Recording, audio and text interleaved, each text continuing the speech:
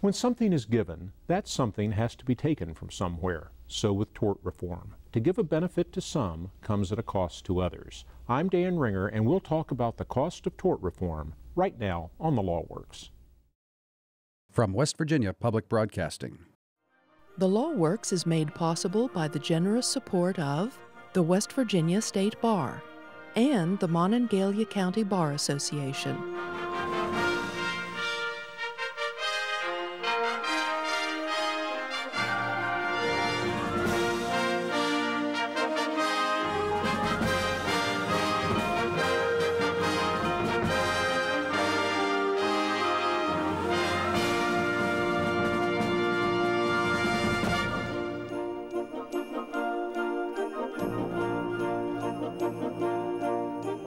For the past several years, West Virginia and most other states have been engaged in tort reform, and things are better now. Or are they? My guests are attorneys John H. Tinney and J. Franklin Long. John, Joe, thank you for joining us. Thank you. You're welcome. Tort reform. Well, let's start with the fundamentals. What's a tort? It's a little pastry, right? A tort is when one individual commits a wrong against another individual. For example, you got a drunk driver going through an intersection. He goes under a red light and he causes the collision. Well, that drunk driver has committed a wrong against someone else, has damaged that person, typically causing that person injury. And as a result of that person being damaged, that person has the legal right to make claims for his damages. And if, in fact, it's determined that his damages are $10, then what the tortfeasor, that is the person, the drunk driver who commits the wrong, has to do is to pay those costs.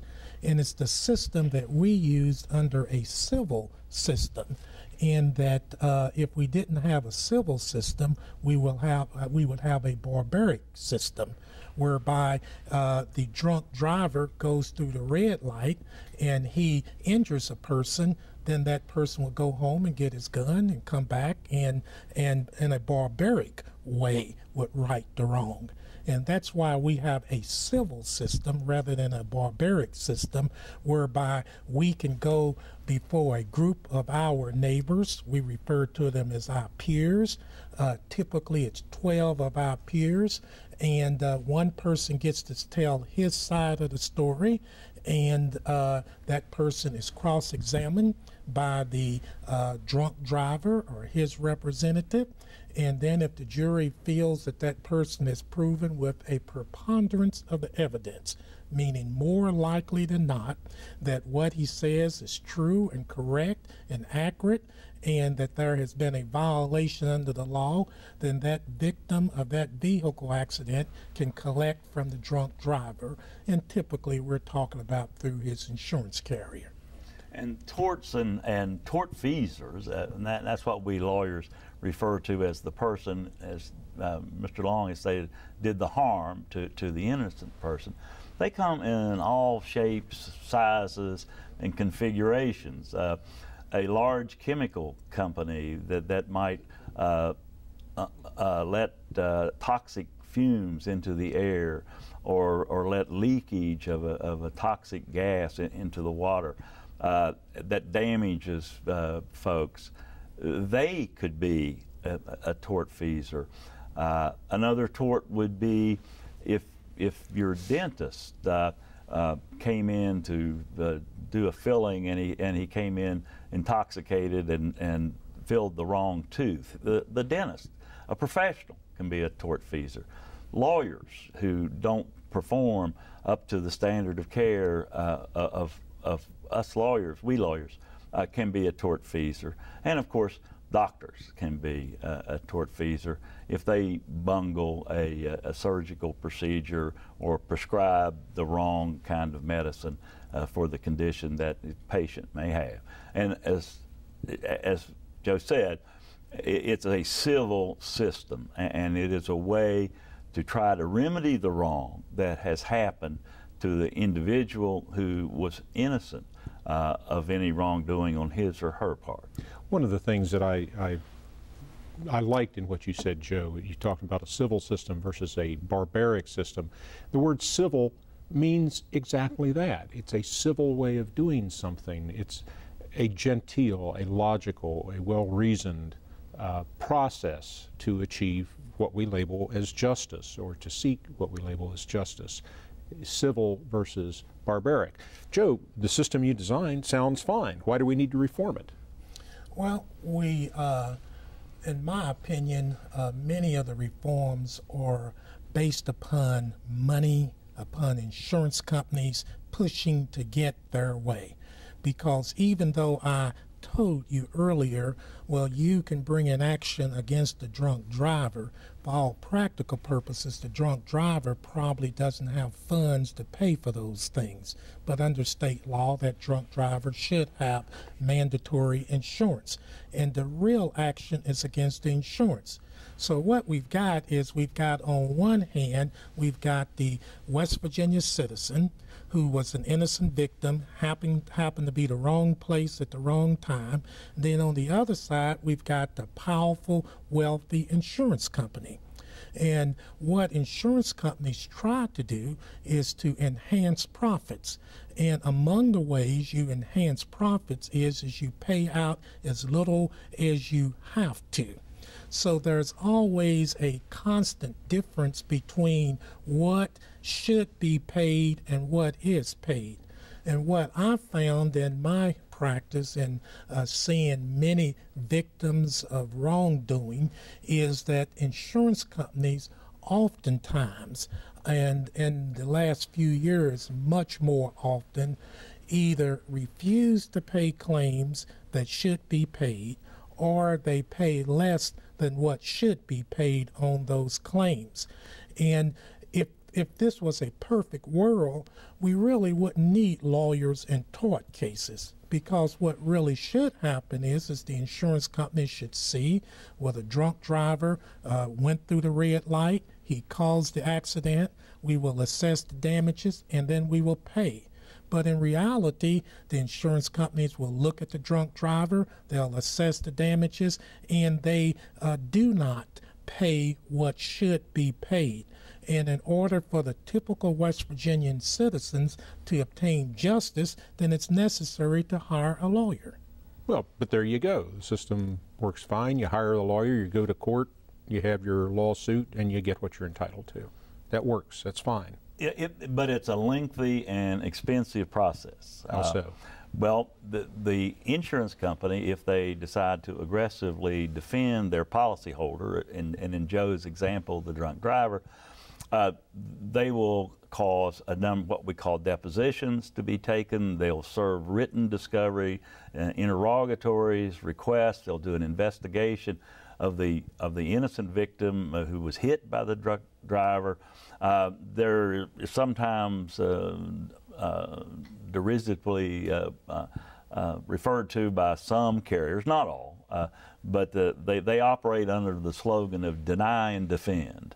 And by using that syndrome, they make it much more difficult for the injured victim to get the value of his injuries in any kind of a timely manner. Let's parse a little bit what you just described. You used several terms that to some of our viewers are probably familiar and to others that aren't. You referred to depositions. What's a deposition? A deposition is where two parties that's on opposite sides will go to a table similar to this table, usually a little bit bigger, and one lawyer will be able to ask questions of either a witness or an individual on the other side. It's just merely having the ability to ask questions. And those questions are transcribed, literally taken down, typed up onto paper, or recorded on video or audio tape by someone who is certified to do that, a certified court reporter typically, and they charge for those services. Depositions can be devilishly expensive. Yes, and Dan, you're exactly right.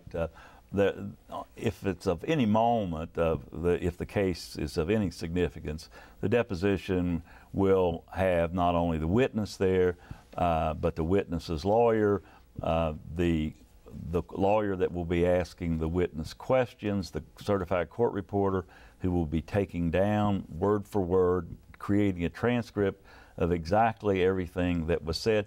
And now very often there's also a videographer present in the deposition room, where the witness's deposition is videotaped in its entirety. And later on in trial, if it presents itself, excerpts from that video deposition can be used in the courtroom to impeach, that is, to discredit a witness's testimony if in court he has testified to something that was different from what he said in his deposition. The cost of a deposition can easily be in the hundreds and hundreds of dollars. Oh, absolutely. And quite often in the thousands of dollars. And quite often these depositions can last a whole day. And it's not unusual for depositions in major cases to actually occur multiple days. But going back to the tort aspects, what's so important for West Virginia citizens to understand is that they're expecting that their rights will be protected. But what has occurred is powerful, wealthy insurance companies have used lobbyists in the legislature. They've used the great might of their pocketbooks, that is, their great money, to influence individuals who are making decisions. And oftentimes those decisions aren't made for the benefit of the typical West Virginian.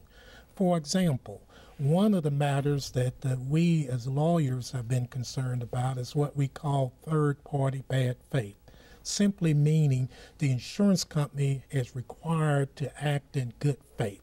And by acting in good faith, the insurance company should do what they're supposed to do. Using the drunk driver, it's clear the driver was drunk, it's clear he ran the light, it's clear he had the accident, and so the insurance company should pay. But if the insurance company doesn't pay, and we'll refer to this as not acting in good faith, then in the past, and West Virginians have had the ability to sue the insurance company itself. And that's what we refer to as third-party bad faith. From a legislative standpoint, we no longer have third-party bad faith. The effect is now what insurance companies can do with their great economic might is they can defend and they can delay.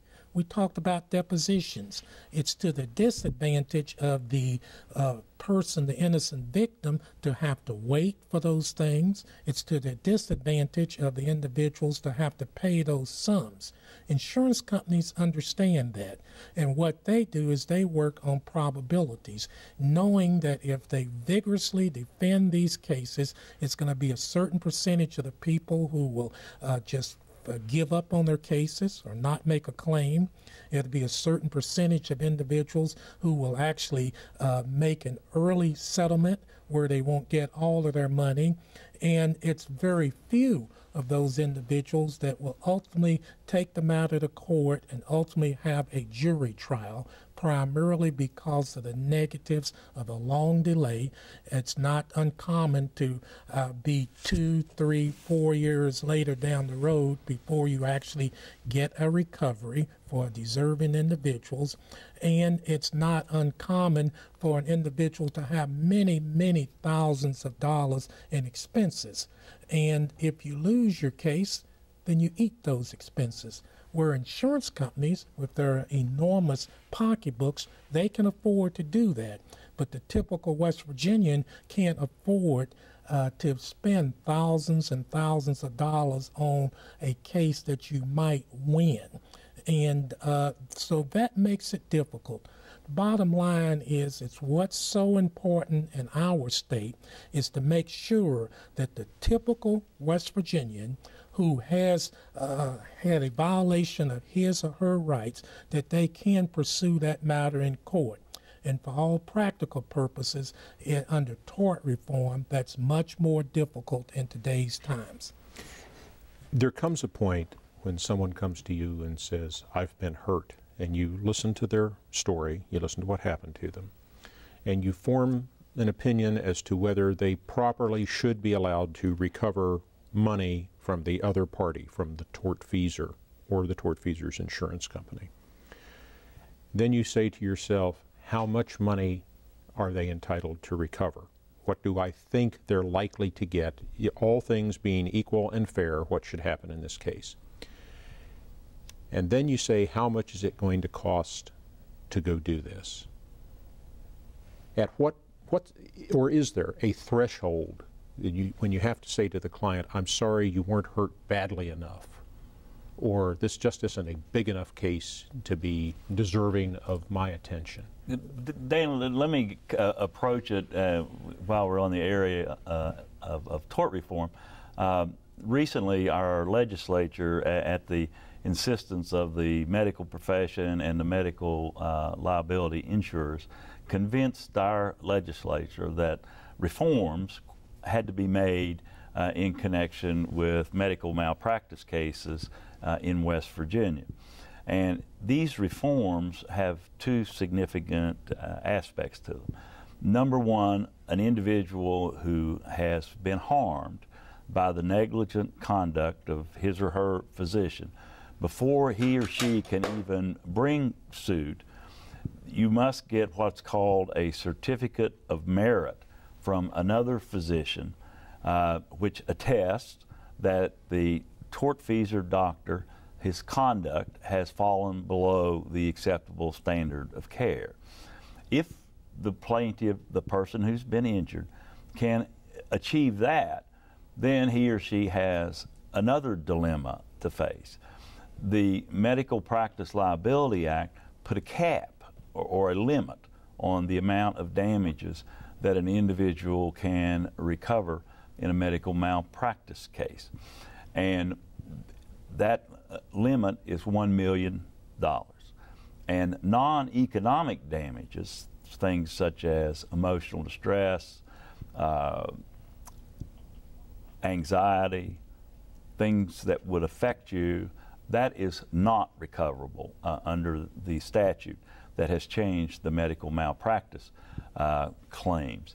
As a result, you mean worrying about not being able to provide for your family, worrying about what your life is going to be like tomorrow, you don't get compensated for that? In medical malpractice cases, you can only recover what are known as compensatory damages. Non-compensatory damages are excluded.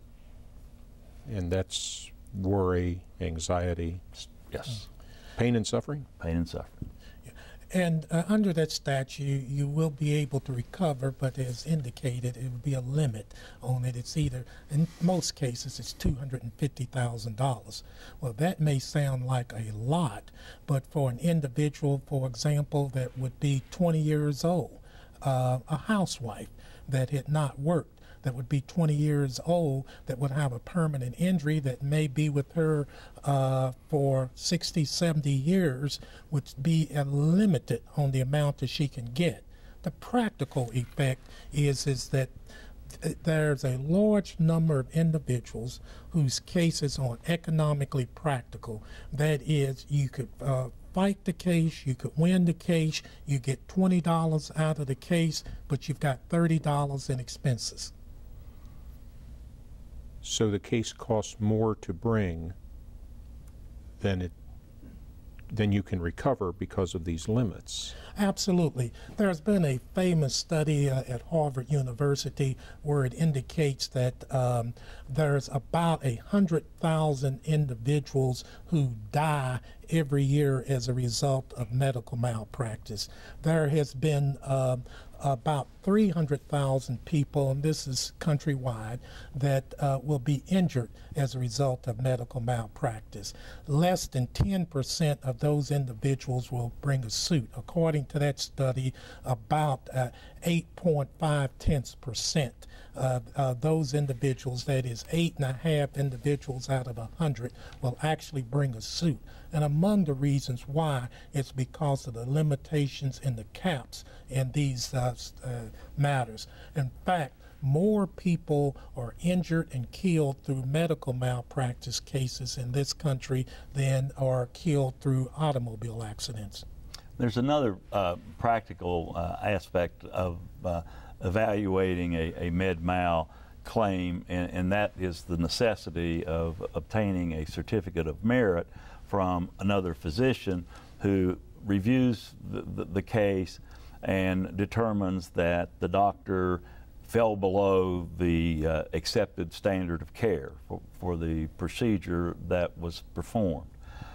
It has been the practice, and I believe it is an abiding practice, that certificates of merit will not be issued by a West Virginia doctor against another West Virginia doctor.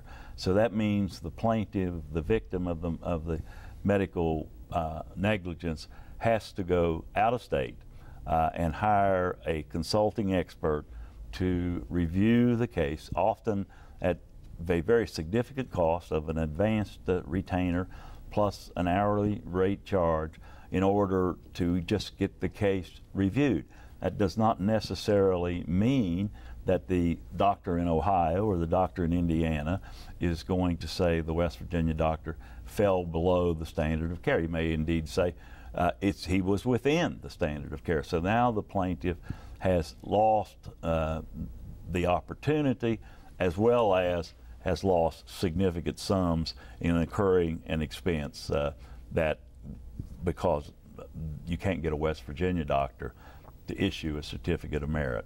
In all fairness, we see things similar to this, very similar to this, among all professions. It's hard to get a lawyer to testify against another lawyer, to agree to testify against another lawyer, especially one in the same town or in the same region, or a contractor or a building supply company, or probably even a taxi driver, because they all know each other, they all work in the same field.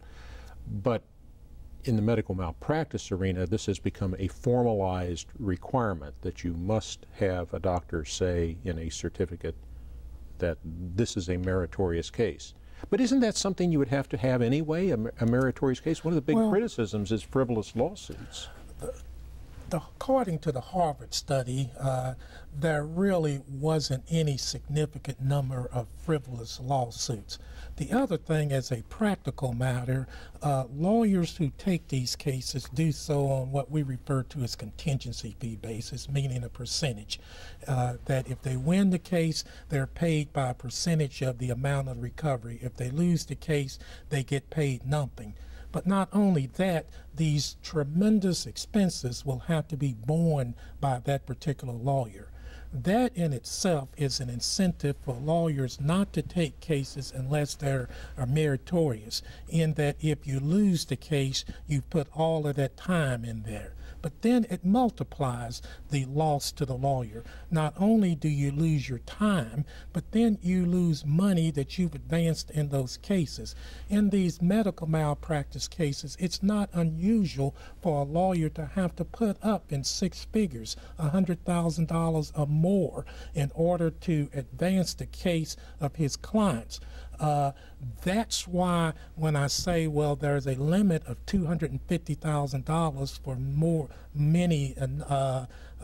for non-economic damages in many of these cases, well, if you've got to put up $100,000 or more just to prove your case, and many people would choose not to make that type of investment, that is to put up $100,000 where you might be able to get $250,000, or you put up $100,000 and you might be able to get $80,000 back. The point is under the rules and the changes that's been made through the legislative acts, it is so expensive for these cases that only the cases with the greatest damages are practical, and most people choose not to bring those cases. And those are the greatest non-economic loss damages. Those Yes. are the ones with the biggest medical bills or the most property destroyed. Yes, I think that's accurate. But I think that there is a positive aspect to what generally would fall under the heading of tort reform. For many, many years in West Virginia, and when I first started practicing law, we had what was known as contributory negligence. And if a plaintiff contributed to his or her injury in any manner whatsoever, and the jury found that the plaintiff was guilty of contributory negligence, then the plaintiff was barred from recovering anything. And with tort reform, we came to evolve in what's called a comparative negligence state, So where if the plaintiff does not exceed 50%, is still entitled to recover, subtracting the amount of his or her negligence. There are a lot of pros and a lot of cons concerning tort reform. The purpose of this program is to help you understand why when you go to your attorney's office, you may hear things that are disquieting and that you may not like you haven't been injured enough. We can't afford to bring this case. Ask questions, talk to maybe more than one lawyer, but try to understand that there are huge forces at work here. John Tinney, Joe Long, gentlemen, thank you for being with us. Thank you. Thank you also for being with us. On behalf of the Law Works, I'm Dan Ringer. Good evening. If you want to know if you need a lawyer, you can discuss your problems with a lawyer by calling the West Virginia State Bar Helpline, toll-free, Tuesday evenings from 6 to 8 at 1-800-642-3617. On the LawWorks webpage at thelawworks.org, you'll find a listing of recent The LawWorks show topics, information on how to obtain copies of the programs, and additional information about this show's topic. You'll also find a list of legal resources that can help you answer your legal questions. If you'd like to recommend this program to a friend, you'll also find video of this program on thelawworks.org. If you would like to suggest a topic for a future The Law Works show, or if you're a school teacher and would like to receive a copy of this program for classroom use, please send us an email to thelawworks@comcast.net.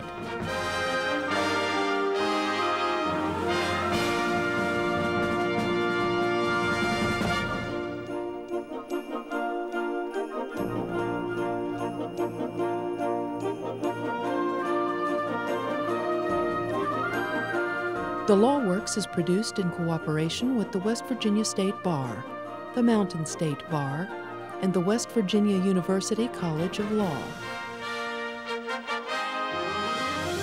The Law Works is made possible by the generous support of the West Virginia State Bar and the Monongalia County Bar Association. From West Virginia Public Broadcasting.